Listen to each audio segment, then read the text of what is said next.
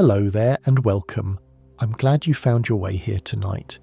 Maybe you've had a long day, or maybe you're the kind of person who likes falling asleep to quiet thoughts and gentle stories rather than counting sheep. Either way, this journey is for you. You've got nothing to do but rest. Let your mind relax, your breathing slow and your body grow light. Because tonight we're going to explore something deeply personal, something intimate and revealing. We're going to wander through the journal of Arthur Morgan. In Red Dead Redemption 2, Arthur carries a journal with him everywhere he goes. It's a leather-bound book, worn and weathered, filled with his thoughts, his observations, and his sketches. Most players rush past it, eager to get to the next mission, the next gunfight, the next dramatic moment. But those who take the time to read it discover something remarkable, a window into the soul of a man who is so much more than he appears to be. Arthur Morgan is an outlaw, a killer, a man who's done terrible things. But he's also an artist, a thinker, a person who notices beauty in the world and feels compelled to capture it. His journal reveals depths that his gruff exterior conceals, showing us a man wrestling with questions of meaning, morality, and mortality. Tonight, as you drift towards sleep, we'll explore those depths together. The journal begins in the mountains of Coulter during the gang's desperate flight from Blackwater. Arthur's early entries are practical, focused on survival. He writes about the cold, the hunger, the fear that they won't make it through. But even here, in these dire circumstances, there are glimpses of something more. He notices the way snow falls through pine branches. He sketches a frozen stream. He's paying attention to the world, even when that world is trying to kill him. As the gang descends from the mountains and settles at Horseshoe Overlook, Arthur's journal entries begin to expand. He has time now, time to think, time to observe, time to record. The entries become longer, more reflective. He writes about the other gang members, their quirks and qualities. He sketches the landscape, the animals, the plants he encounters. The journal becomes a record of his life, a private space where he can be honest in ways he can't be with others. The sketches are particularly remarkable. Arthur draws what he sees with genuine skill, capturing animals in motion, landscapes in detail, people in characteristic poses. The drawings aren't just illustrations, they're observations, evidence of a man who looks closely at the world. A deer drinking from a stream, a hawk circling overhead, the face of a stranger met on the road. Each sketch tells a story, reveals an interest, shows us what catches Arthur's eye. His drawings of animals are especially detailed. When Arthur encounters a new species, he records it in his journal, sketching its form and noting its behaviour. These entries read like the field notes of a naturalist, careful observations of the natural world.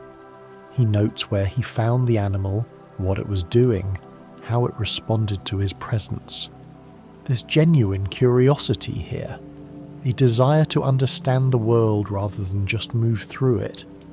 The plant drawings are equally careful. Arthur sketches herbs and flowers, noting their properties and uses.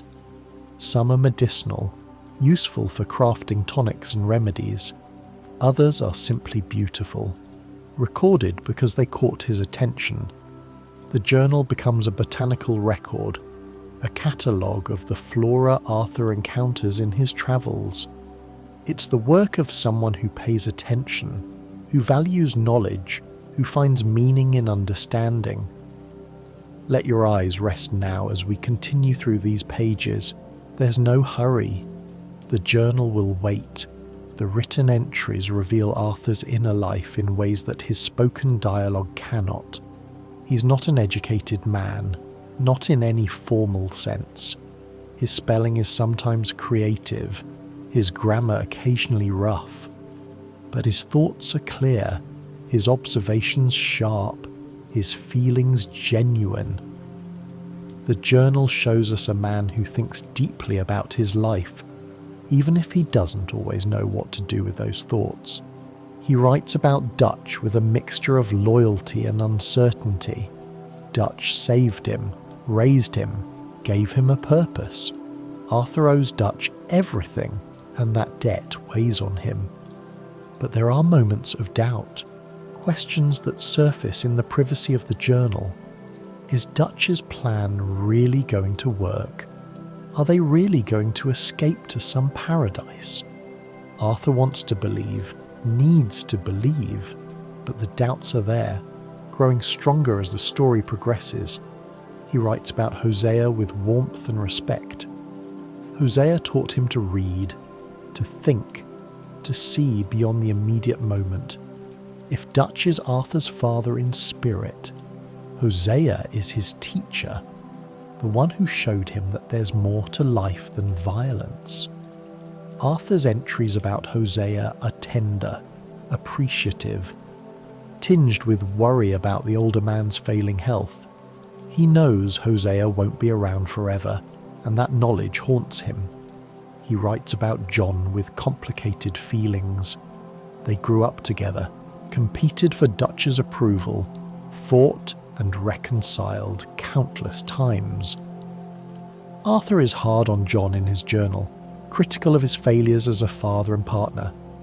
But beneath the criticism is something else. Concern, maybe even love. Arthur wants John to be better, to step up, to become the man he's capable of being. The harshness comes from caring, not contempt. He writes about Micah with undisguised hostility.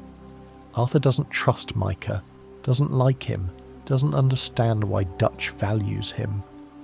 The journal entries about Micah are brief and bitter, dismissive in a way that Arthur rarely is. There's something about Micah that sets Arthur's instincts on edge, a wrongness he can sense but not quite articulate.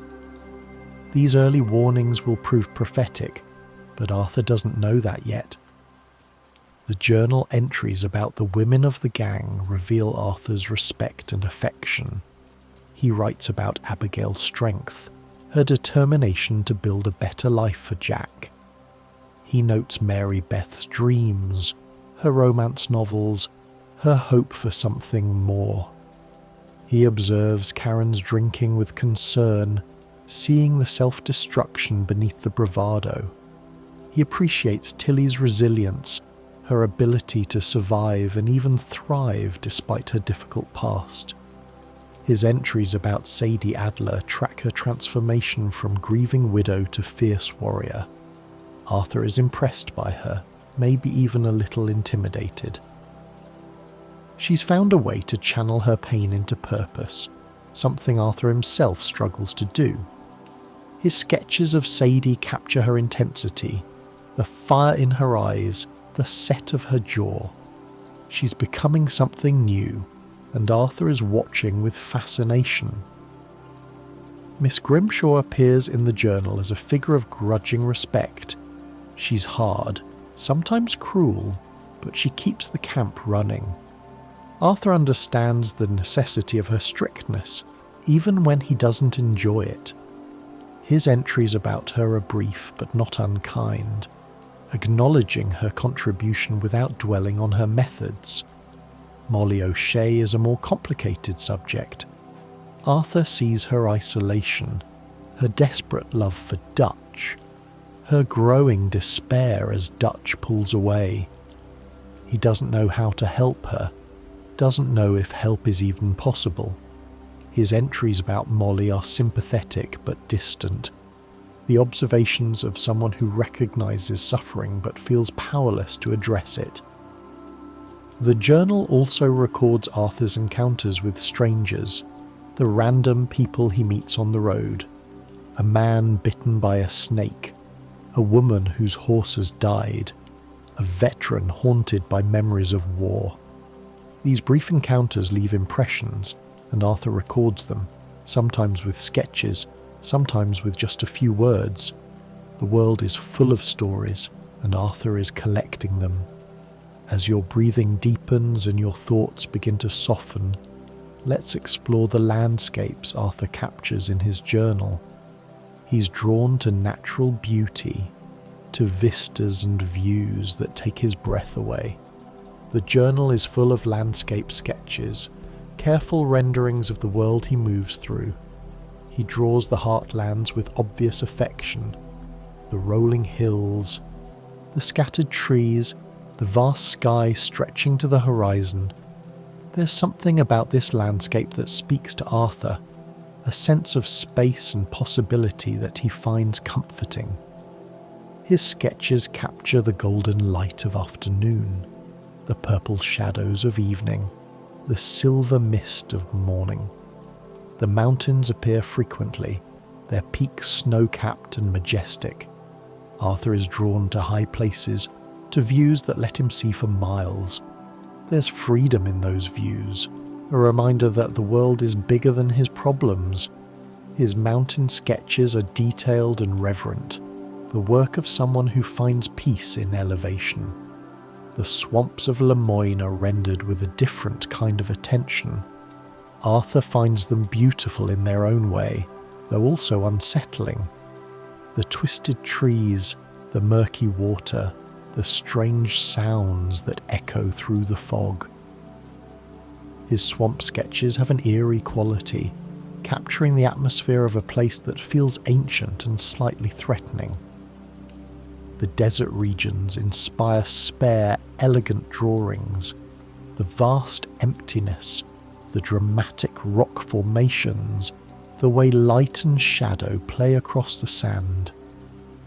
Arthur appreciates the harsh beauty of these places, the way they strip everything down to essentials. His desert sketches are some of his most striking, capturing the stark grandeur of the landscape. St. Denis appears in the journal as a place of wonder and confusion. The city is unlike anything Arthur has experienced, crowded and noisy and overwhelming. His sketches of the city are more tentative, less confident than his nature drawings. He's out of his element here, and the journal reflects that uncertainty. The journal tracks Arthur's missions and activities, providing a record of his experiences. After each significant event, he writes about what happened, what he felt, what he learned. These entries are valuable for understanding Arthur's perspective on the story's events, seeing them through his eyes rather than just experiencing them as a player. After robberies, Arthur writes with a mixture of satisfaction and unease.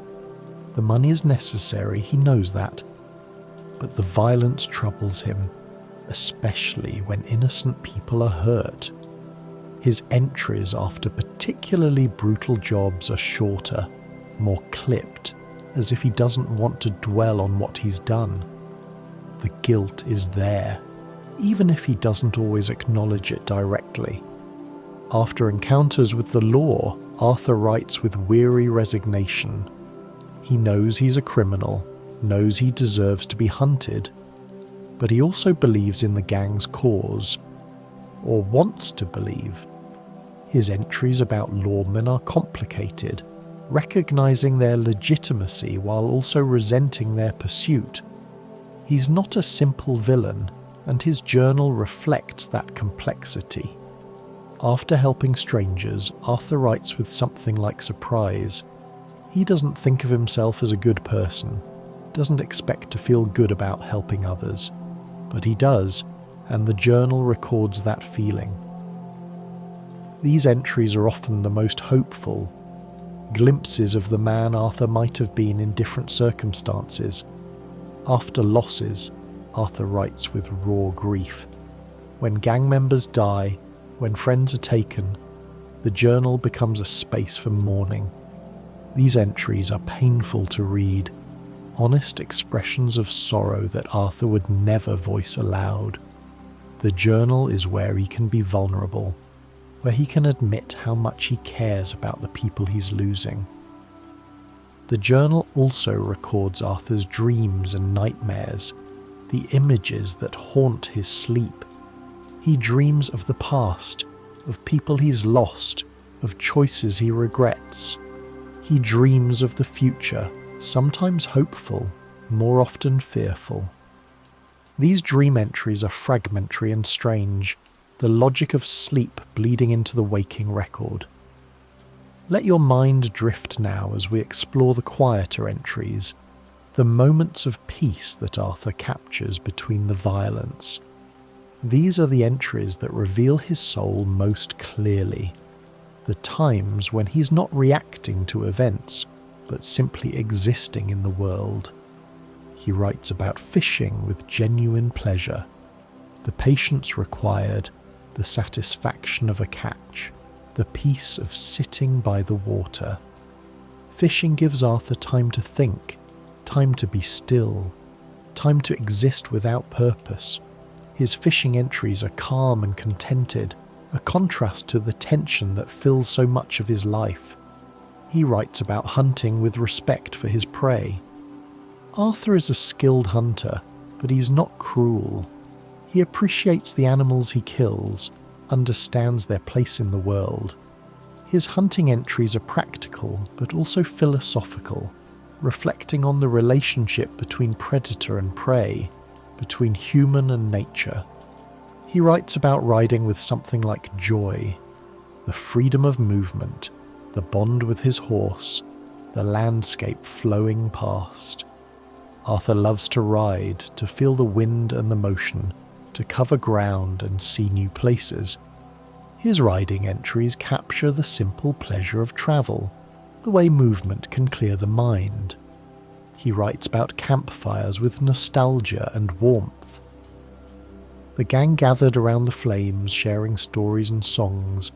These are the moments Arthur treasures, the times when they feel like a family rather than a criminal organisation. His campfire entries are tender, appreciating what they have even as he senses it slipping away. He writes about sunrises and sunsets with an artist's eye. The colours, the light, the way the world transforms at the edges of day. Arthur is drawn to these transitional moments, the times when everything changes. His descriptions are poetic in their simplicity, capturing beauty without pretension. He writes about storms with a mixture of fear and awe, the power of nature, the reminder of human smallness. Arthur respects storms, knows they can kill, but he also finds them magnificent. His storm entries capture the drama of weather, the way it transforms the landscape and the mood. The journal changes as Arthur's story progresses, reflecting his evolving perspective. In the early chapters, there's still hope, still belief in Dutch's vision. The entries are relatively optimistic, focused on the next job, the next step toward freedom. Arthur believes they can make it, can escape to somewhere better. As setbacks accumulate, the tone shifts. The entries become more questioning, more doubtful. Arthur starts to wonder if Dutch really has a plan, if they're really going to escape. The optimism fades, replaced by a growing sense of unease. Something is wrong, and Arthur is starting to see it. The middle chapters bring darker entries. Friends are dying, the law is closing in, and Dutch is making increasingly desperate decisions. Arthur's journal reflects his confusion and concern. He's loyal, still loyal, but the loyalty is being tested. The entries become shorter, more fragmented, as if Arthur doesn't have the energy for longer reflections. When Arthur learns he has tuberculosis, the journal transforms completely. The diagnosis is a death sentence, and Arthur knows it. His entries become more urgent, more honest, more focused on what matters. The petty concerns fall away, replaced by fundamental questions about meaning and legacy. The late-game entries are the most powerful. Arthur knows he's dying, knows his time is limited. He writes about what he wants to leave behind, who he wants to help, how he wants to be remembered. The journal becomes a record of redemption, a man trying to do some good before the end. His final entries are heartbreaking. Arthur writes about the people he loves, the life he's lived, the choices he's made. There's regret, certainly, but also acceptance. He's made peace with his fate, found meaning in his final days. The journal ends not with despair, but with a kind of grace, a man who has found himself at the end of his road. The honour system affects the journal in subtle but significant ways. High Honour Arthur writes with more compassion, more hope, more connection to others. His entries reflect a man who is trying to be better, who believes redemption is possible. The tone is warmer, the observations more generous. Low Honour Arthur writes with more cynicism, more bitterness, more isolation. His entries reflect a man who has given up on goodness, who sees the world as hostile and uncaring. The tone is darker, the observations more harsh. Even the sketches seem rougher, less careful. The difference is most apparent in how Arthur writes about himself. High Honour Arthur is self-critical but not self-hating. He acknowledges his flaws while believing he can improve. Low Honour Arthur is contemptuous of himself, dismissive of any possibility of change. The internal voice is crueler, more punishing. The entries about other people also shift. High Honour Arthur sees the good in others, appreciates their struggles, wishes them well. Low Honour Arthur is more suspicious, more judgmental, more likely to assume the worst. The same events are interpreted differently depending on Arthur's moral state. The death entries are particularly affected. High Honour Arthur faces death with acceptance and even peace. He's done what he could, helped who he could, made his amends. Low Honour Arthur faces death with bitterness and regret. He's wasted his chance, hurt more than he helped, left nothing good behind. This system makes the journal deeply personal, reflecting the player's choices back at them. The Arthur who emerges from the pages is the Arthur the player has created, shaped by decisions made throughout the game. It's a powerful use of the journal mechanic, making it not just a record but a mirror.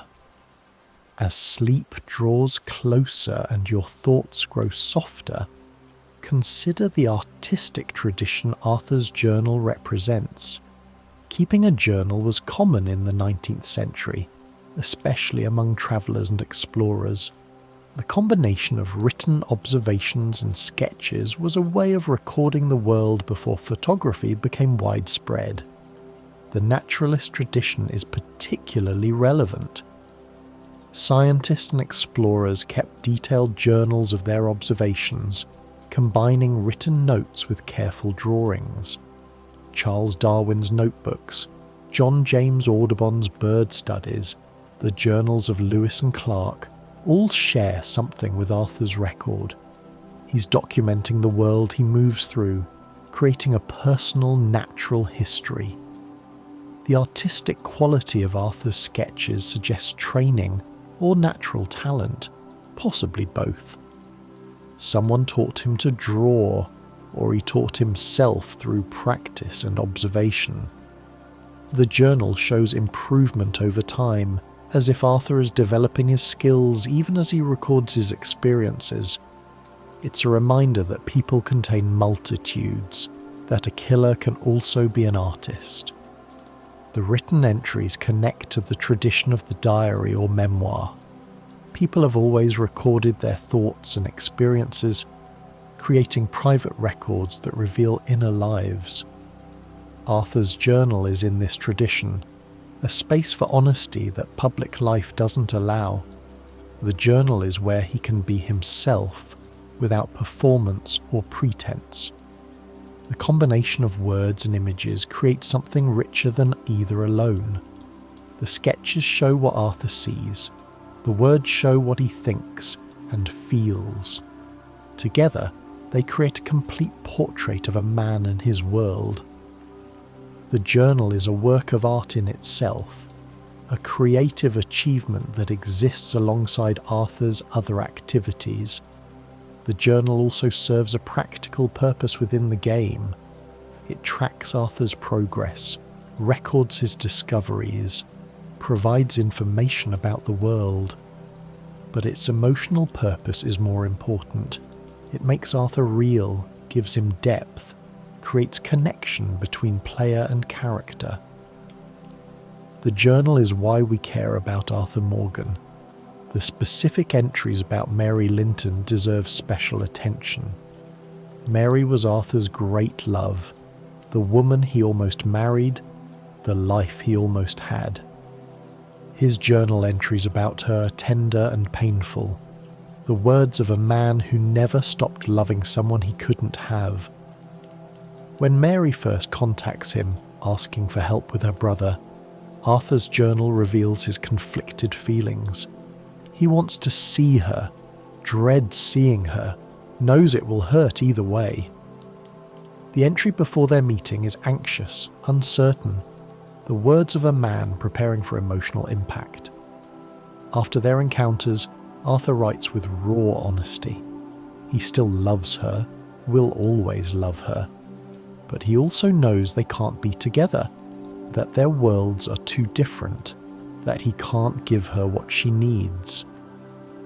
The entries are melancholy but not bitter, accepting the loss without resentment. His sketches of Mary are the most careful in the journal. He draws her face from memory, capturing her features with obvious affection. These aren't quick sketches but laboured portraits, the work of someone who wants to preserve an image, to hold on to something that's slipping away. The final entries about Mary, after their last meeting, are heartbreaking. Arthur knows he's dying, knows he'll never see her again. He writes about what might have been, the life they could have shared. But he also writes about acceptance, about letting go, about wishing her well even though he can't be part of her future. Mary represents the road not taken, the possibility of a different life. Arthur's journal entries about her are a meditation on choice and consequence, on the paths we take and the ones we leave behind. They're some of the most emotionally powerful content in the game, revealing the depth of Arthur's capacity for love. The entries about Arthur's son, Isaac, and his mother, Eliza, are among the most hidden and most devastating in the journal. Arthur rarely speaks of them aloud, but the journal preserves his grief. Isaac was killed years ago, murdered by robbers for $10. The loss broke something in Arthur, something that never fully healed. These entries are sparse and painful. Arthur doesn't dwell on the details, can't bear to.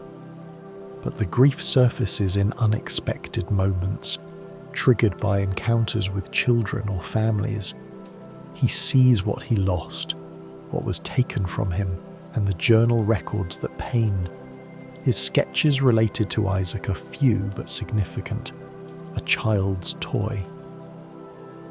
A small grave, the face of a boy who might have grown into a man. These images are rendered with trembling care, the work of a father who will never stop mourning.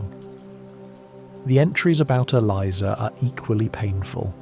She wasn't his wife, wasn't even his constant companion, but she was the mother of his child, and he loved her in his way. Her death, alongside Isaac's, closed a door that Arthur has never been able to reopen. These hidden entries explain so much about Arthur's character. His distance from John and Abigail's family life, his complicated feelings about Jack, his inability to imagine a future for himself. The loss of Isaac and Eliza shaped him, hardened him, made him the man we meet in the game. The journal is where Arthur keeps this grief, private and protected.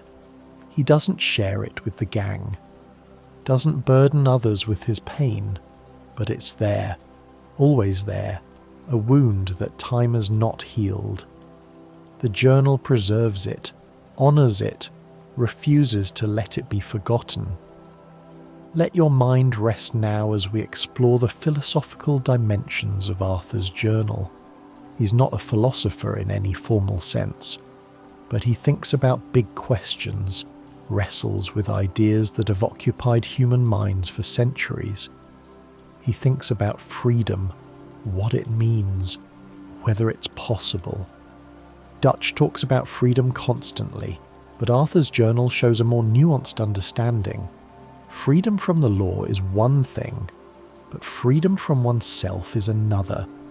Arthur feels trapped by his own nature, his own choices, his own past. The journal records his struggle to understand what freedom really means. He thinks about loyalty, its demands and its limits.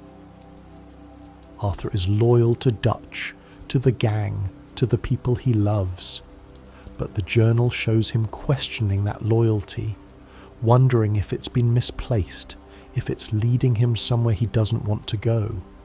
Loyalty is a virtue, but blind loyalty can be a vice. Arthur is learning the difference. He thinks about redemption, whether it's possible for someone like him.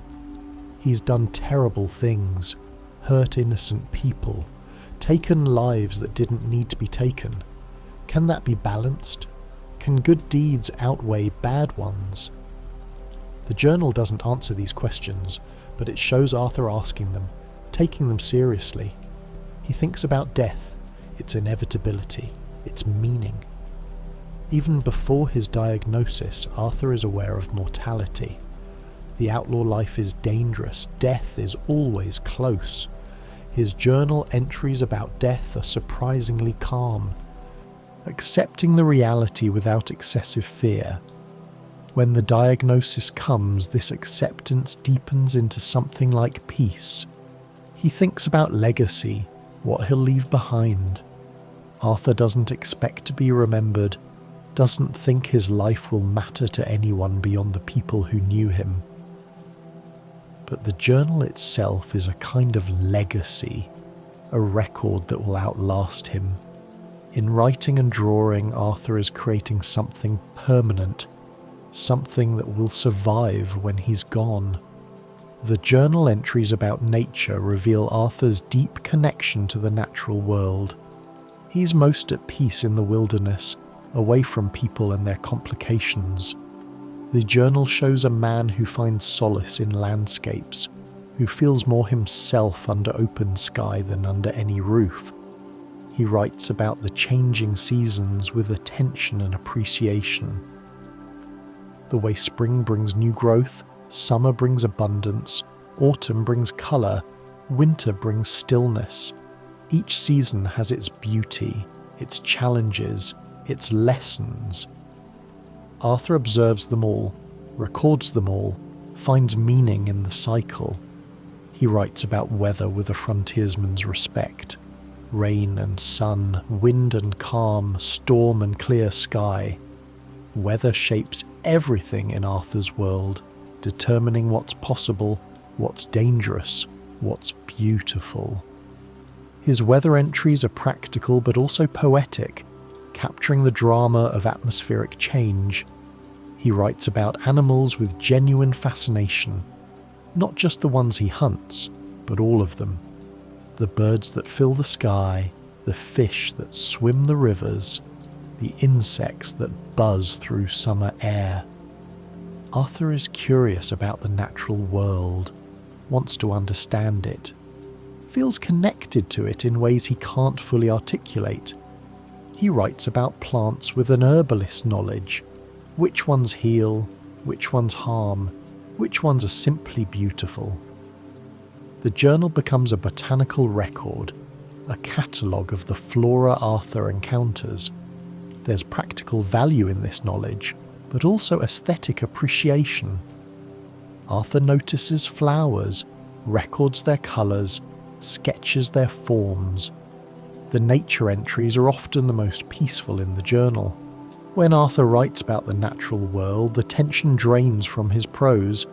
He's not worried about Dutch or the Pinkertons or the next job. He's just observing, appreciating, existing in the moment. These entries are a refuge, a place of calm in a turbulent life. The journal's treatment of violence is complex and revealing. Arthur is a violent man, has been violent his whole adult life, but the journal shows that violence costs him something, that it's not easy or natural, that it leaves marks on his soul. After gunfights, Arthur's entries are often terse and troubled. He doesn't celebrate the killing, doesn't boast about his prowess. He records what happened, sometimes sketches the scene, and moves on. The brevity suggests discomfort, a desire not to dwell on what he's done. After particularly brutal encounters, the journal shows more obvious distress. Arthur questions whether the violence was necessary, whether there might have been another way. He doesn't always have answers, but he asks the questions.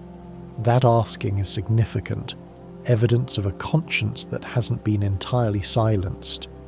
The entries about innocent victims are the most painful. When Arthur's violence harms people who didn't deserve it, the journal records his guilt.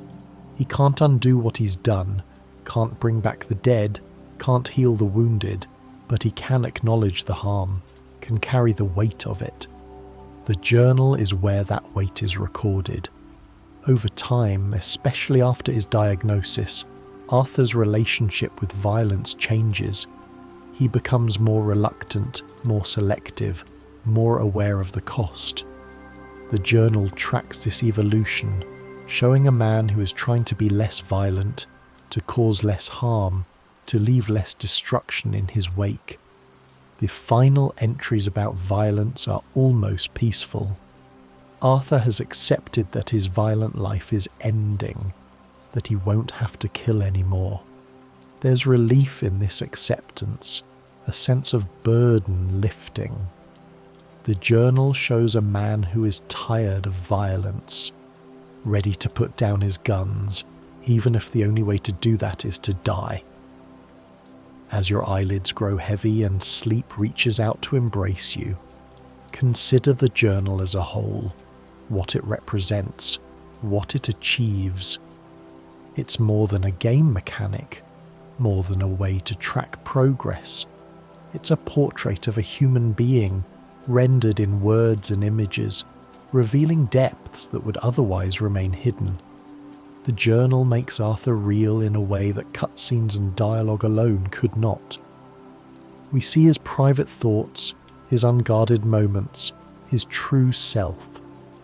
The gruff outlaw who speaks in short sentences and deflects emotion is revealed to be a thoughtful, sensitive, artistic man.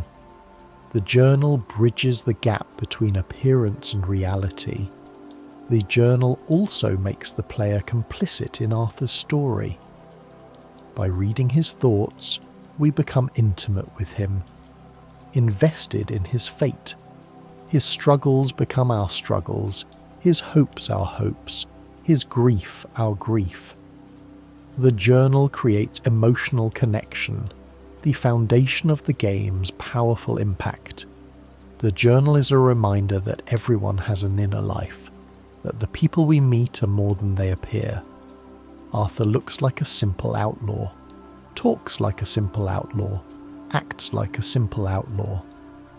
But inside he's wrestling with questions of meaning and morality, creating art, feeling deeply. The journal teaches us to look beyond surfaces, to assume complexity in others. The journal is also a meditation on mortality. Arthur knows he's going to die, and the journal becomes a way of facing that knowledge. By recording his life, he's creating something that will outlast him, a testament that he existed, that he mattered, that he was here. The journal is his legacy, the thing he leaves behind, And the journal is beautiful. The sketches, the observations, the honest reflections.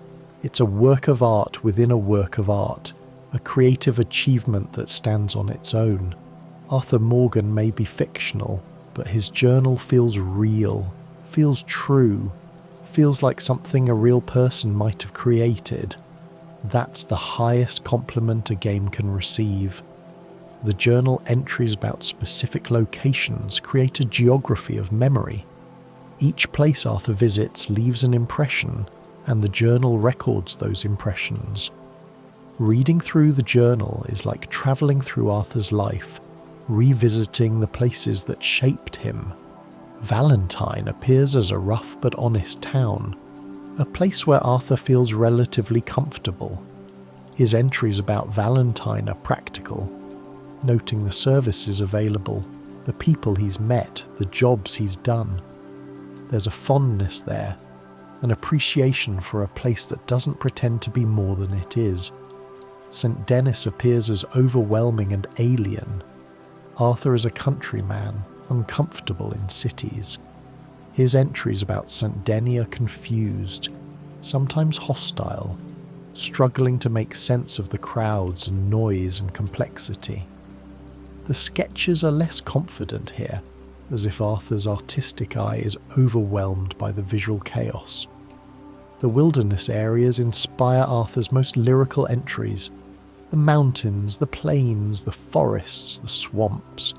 Each has its own character, its own beauty, its own dangers. Arthur's entries about these places are loving and detailed, the words of someone who feels at home in nature. The gang's various camps are recorded with attention to their qualities. Horseshoe Overlook is remembered fondly, a good camp in a good location. Later camps are assessed more critically, their flaws noted, their dangers acknowledged. The camps are home, and Arthur's entries about them reveal his feelings about the gang's trajectory. The places where bad things happened are recorded too, the sites of ambushes, of losses, of failures. Arthur doesn't dwell on these places, but he doesn't forget them either. The journal becomes a map of trauma as well as beauty, recording the full range of Arthur's experiences. The journal's final pages are the most powerful in the game. Arthur knows he's dying, knows his time is measured in days or weeks rather than years. The entries become more urgent, more focused, more honest. Everything extraneous falls away, leaving only what matters. He writes about the people he loves, what he hopes for them. He wants John to escape, to build a life with Abigail and Jack. He wants the women of the gang to find safety and happiness. He wants Sadie to find peace, though he doubts she will. These entries are like blessings, final gifts to the people who matter. He writes about his regrets, the things he wishes he'd done differently, the people he hurt, the chances he missed, the paths he didn't take. There's no self-pity in these entries, just honest accounting. Arthur is taking stock of his life, acknowledging its failures without being crushed by them. He writes about his hopes, modest as they are. He hopes he's done some good, helped some people, made some difference. He hopes he'll be remembered kindly, at least by those who knew him. He hopes his death will mean something, will serve some purpose. These hopes are fragile but real. He writes about acceptance, the peace he's found in facing death. The fear has faded, replaced by something calmer. Arthur is ready as anyone can be. The journal records this readiness, this grace under pressure, this dignity in the face of the inevitable. The very last entries are simple and profound. Arthur writes about the beauty of the world, the sunrise he's watching, the sounds of nature around him. He's present in the moment, fully alive even as life is leaving him. The journal ends not with despair, but with appreciation, a man grateful for the world even as he prepares to leave it. Now let your mind release these thoughts. Let them drift away like leaves on a slow river. Arthur's journal is closed now, its pages filled, its story told. But something of it remains, something that lingers in the mind and heart. The journal teaches us that everyone has hidden depths, that the people we meet are more than they appear. It teaches us that art can emerge from unexpected places, that beauty can be found even in violent lives. It teaches us that reflection matters, that taking time to think and record and create is valuable in itself. The journal teaches us about mortality, about facing death with honesty and grace. Arthur's final entries are a model of how to approach the end, not with denial or despair, but with acceptance and appreciation. He finds meaning in his last days, purpose in his final acts, peace in his ultimate moments. The journal teaches us about redemption, about the possibility of change even late in life. Arthur can't undo his past, can't erase the harm he's caused. But he can choose differently going forward, can try to do good with the time he has left. The journal records this choice, this effort, this partial success, and the journal teaches us about love in all its forms. Love for people, for places, for the natural world. Love that persists despite distance as difficulty. Love that survives loss and disappointment. Arthur's journal is, in the end, a record of love, the things and people he cared about, the connections that gave his life meaning. Sleep now. Let Arthur's words and images fade into dreams. The journal will be there when you wake, preserved in the game, waiting to be read again. But for now, rest. Let the peace that Arthur found in his final days settle over you. Let the beauty he recorded fill your mind. Let his story, told in his own words and drawings, accompany you into sleep. Good night, rest well, and remember, everyone has a journal, even if they never write it down. Everyone has thoughts and feelings and observations that deserve to be recorded. Arthur's journal reminds us of that, invites us to pay attention to our own lives, to notice the beauty around us, to reflect on what matters. That's its final gift, its lasting legacy, its quiet wisdom whispered across the years. The sketches of horses throughout Arthur's journal deserve special attention. His horse is his constant companion, his partner in survival, and the journal reflects that bond. Arthur draws his horses with obvious affection, capturing their personalities as well as their forms. Each horse Arthur owns gets its own pages in the journal. He records their names, their breeds, their temperaments. He sketches them in various poses, standing alert, grazing peacefully, running at full gallop. The drawings show a man who truly sees his horses, who appreciates them as individuals rather than mere transportation. The bond between rider and horse is one of the game's most touching elements, and the journal captures it beautifully. Arthur writes about the trust that develops over time, the way a good horse anticipates its rider's needs. He notes their quirks and preferences, their fears and their courage. These entries are tender, revealing a capacity for connection that Arthur rarely shows with humans. When a horse dies, the journal records the loss. These entries are brief but painful, acknowledging the grief that comes with losing a trusted companion. Arthur doesn't sentimentalize, but he doesn't dismiss the loss either. The horses matter to him, and their deaths leave marks. The wild horses Arthur encounters are also recorded. He sketches them running free, notes their locations and behaviours. There's admiration in these entries, appreciation for creatures that live without human control. The wild horses represent a freedom that Arthur himself can never quite achieve. The journal also contains practical information about horses, their care, their needs, their capabilities. Arthur is a skilled horseman, and the journal reflects that expertise. But the practical knowledge is always mixed with emotional connection. For Arthur, horses are never just tools. They're partners, friends, beings worthy of respect and affection. The journal entries about Dutch van der Linde trace the arc of Arthur's disillusionment. In the early pages, Dutch is a hero, a father figure, a visionary leader. Arthur writes about him with admiration and gratitude, crediting Dutch with saving his life, giving him purpose, teaching him to be more than a common criminal. But as the story progresses, the entries change.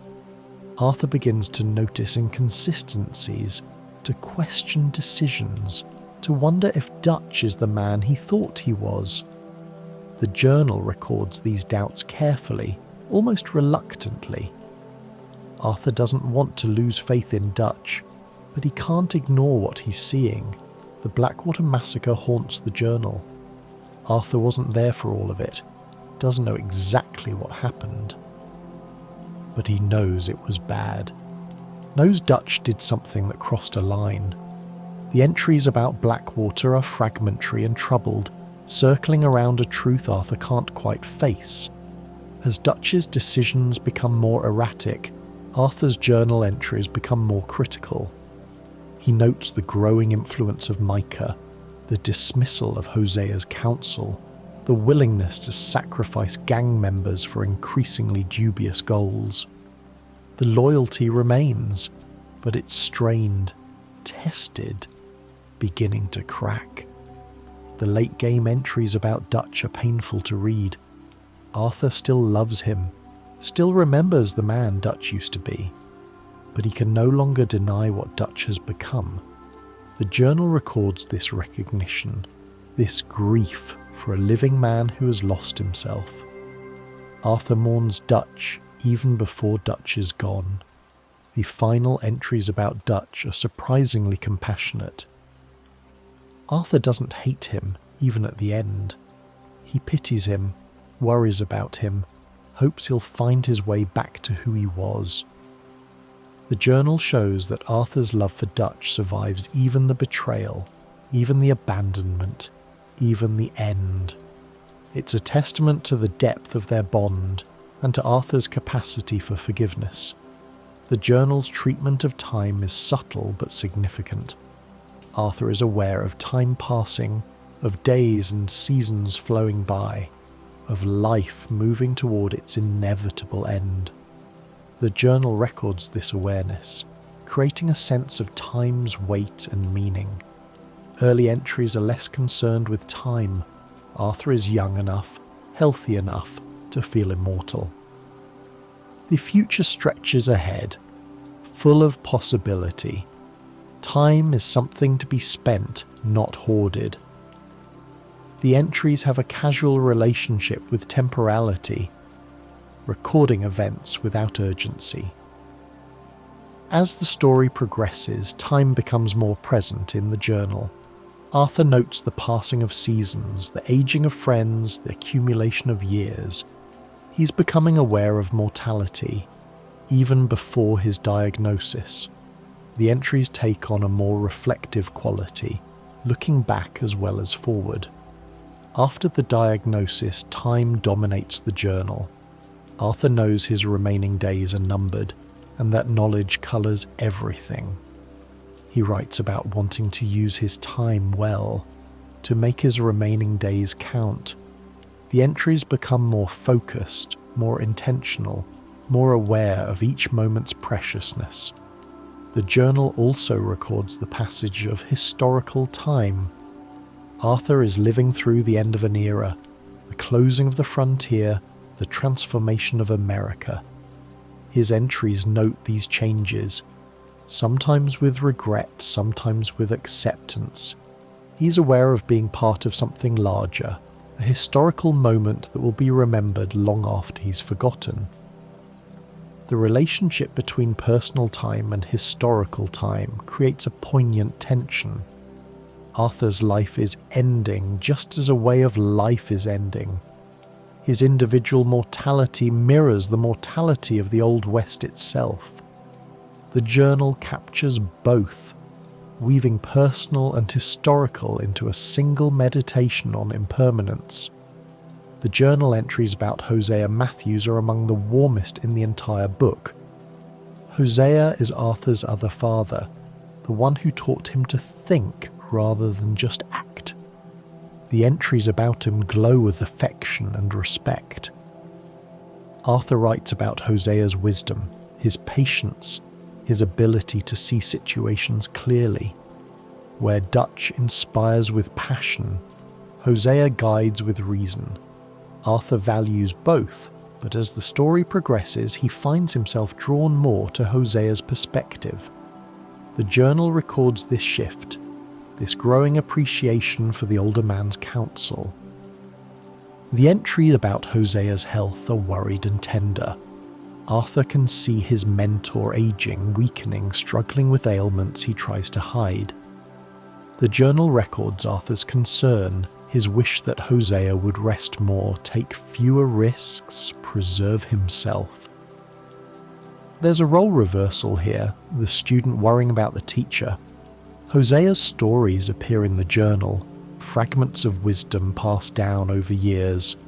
Arthur records these teachings, preserving them for himself, perhaps for others. The stories are practical and philosophical, lessons about survival and meaning. They're Hosea's legacy, transmitted through Arthur's pen. When Hosea dies, the journal entry is devastating. Arthur's grief is raw and unfiltered, the loss of a father expressed in broken sentences and tear-stained pages. The sketch of Hosea that follows is the most careful in the journal, a memorial rendered with love and loss. The entries after Hosea's death show Arthur carrying his mentor's wisdom forward. He thinks about what Hosea would say, what Hosea would do. The older man's voice becomes part of Arthur's internal dialogue, guiding him even in death. The journal records this ongoing conversation, this relationship that transcends mortality. The journal's sketches of buildings and structures reveal Arthur's eye for architecture. He draws the places he visits with careful attention, capturing their character and construction. These aren't just records of locations, they're studies of how humans shape their environments. The frontier buildings, rough and practical, appear frequently. Saloons, general stores, sheriff's offices, the standard structures of Western towns. Arthur draws them with appreciation for their honesty, their lack of pretension. These buildings are what they are, serving their purposes without apology. The grander structures of St. Denis receive different treatment. Arthur is impressed but also skeptical, noting the gap between appearance and reality. The fancy facades hide the same human needs and failings as the rougher buildings elsewhere. His sketches of city architecture are detailed but slightly critical. The natural structures, caves and rock formations and ancient trees inspire Arthur's most reverent drawings. These weren't built by humans, have existed for ages before humans arrived. Arthur approaches them with humility, aware of his own smallness in comparison. The sketches capture scale and age, the weight of geological time. The gang's camps are drawn with particular care. These temporary homes are important to Arthur, spaces of relative safety in a dangerous world. His camp sketches show the layout, the key features, the way the gang has made each place their own. There's affection in these drawings, appreciation for the community they represent. Ruins and abandoned places also appear in the journal. Ghost towns, collapsed mines, forgotten homesteads. Arthur is drawn to these places, fascinated by what they reveal about impermanence. His sketches of ruins are melancholy but beautiful, capturing the poetry of decay. The journal entries about food and drink reveal Arthur's simple pleasures. He's not a gourmet, doesn't care about fancy cuisine. But he appreciates a good meal, a strong drink, the satisfaction of hunger fulfilled. Coffee appears frequently in the journal. Arthur loves coffee, drinks it every morning, finds comfort in its warmth and bitterness. His entries about coffee are almost ritualistic, describing the preparation, the first sip, the way it clears his head. Coffee is a constant in a chaotic life. The camp meals prepared by Pearson receive mixed reviews. Arthur appreciates the effort, understands the limitations, but he's not above noting when the stew is particularly bad or the meat is overcooked. These entries are gently humorous, the complaints of someone who knows he shouldn't complain but can't help himself. The game Arthur hunts and cooks himself is described with more enthusiasm. There's satisfaction in providing for himself, in the direct connection between effort and reward. His entries about cooking over a campfire are peaceful, describing the process with obvious enjoyment. Whiskey and beer appear in the journal, usually in social contexts. Arthur drinks with the gang, with strangers, sometimes alone. His entries about drinking are honest about both the pleasure and the cost. He knows alcohol is dangerous, has seen what it does to people like Karen and Uncle. But he also knows its comfort, its ability to soften hard edges. The journal also records meals shared with others, the social dimension of eating. Breaking bread with someone creates connection, and Arthur notes these moments. A meal with Hosea, a drink with Lenny, coffee with Charles. Food and drink become occasions for relationship, and the journal preserves them. The journal's treatment of sleep and dreams adds another dimension to Arthur's inner life. He writes about his nights, the quality of his rest, the images that visit him in sleep. These entries reveal anxieties and hopes that don't surface in waking life. Arthur often struggles to sleep. The outlaw life is stressful, and that stress follows him to bed. His entries about sleepless nights are weary and frustrated, the words of someone who needs rest but can't find it. The journal becomes a place to process the thoughts that keep him awake. When sleep does come, it often brings dreams. Arthur records these dreams, trying to make sense of their strange logic. Some are clearly anxiety dreams, replaying dangers and failures. Others are more mysterious, symbolic in ways Arthur can't quite interpret. The dream entries are fragmentary and strange, capturing the texture of sleep.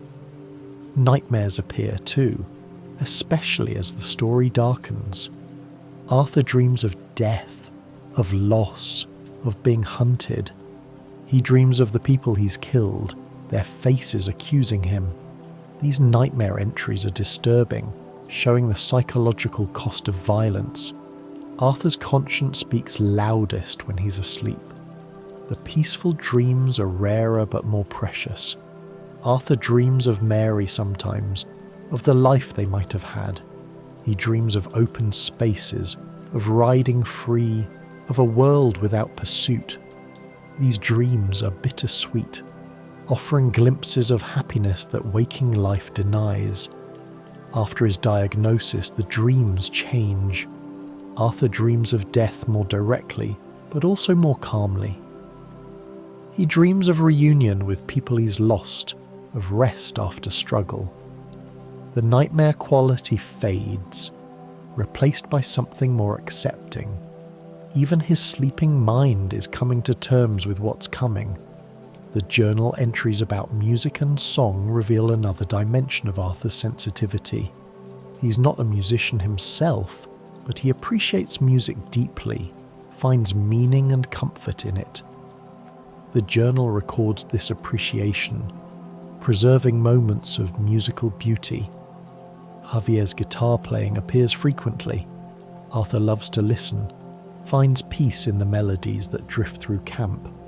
His entries about Javier's music are appreciative and specific, noting particular songs, particular moods. Music creates atmosphere, and Arthur is attuned to it.